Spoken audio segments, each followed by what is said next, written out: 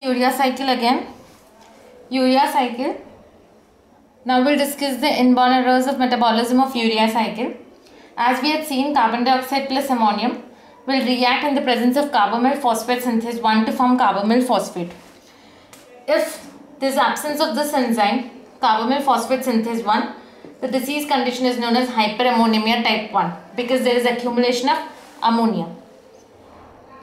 Carbonyl phosphate will react with ornithine in the presence of ornithine transcarbamylase to form citrulline.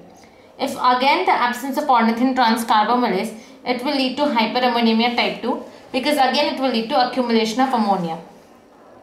Citrulline in the presence of aspartate and arginosuccinate synthase will form arginosuccinate.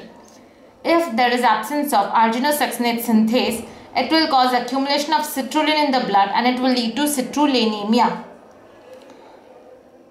Arginosuccinate will be broken down by arginosuccinase to form arginine and fumarate. If arginosuccinase is absent, there will be accumulation of arginosuccinic acid and this will be excreted in the urine, and therefore the disease condition is called as arginosuccinic aciduria. Arginine will again be broken down by arginase to finally form urea and ornithine. If arginase is absent, it will lead to more accumulation of arginine in blood and it will cause hyperarginemia.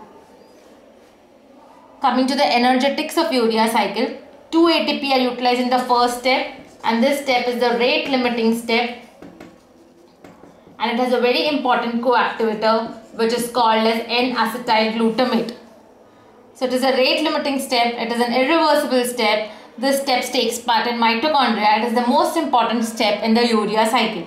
It utilizes 2 ATPs. The next step which utilizes ATP is formation of arginosuccinate from citrulline. But the difference here is the ATP will form an AMP.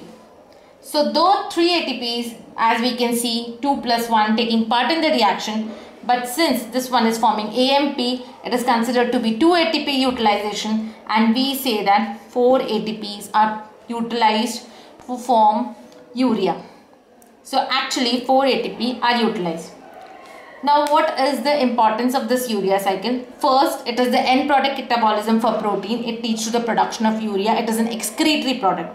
Second, it forms fumarate. Fumarate is a connecting link between the urea cycle and the TCA cycle, and thus the other name, the bicycle. The one cycle, that is the urea cycle, the other cycle is the TCA cycle.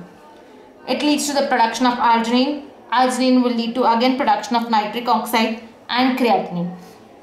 So this is the metabolism which takes part in cytoplasm as well as in mitochondria.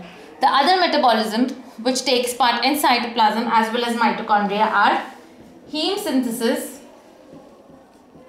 and gluconeogenesis.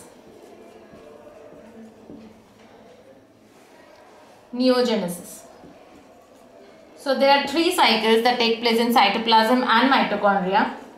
Urea cycle. So it is heme synthesis, gluconeogenesis and urea cycle. So that's all for the urea cycle. Thank you.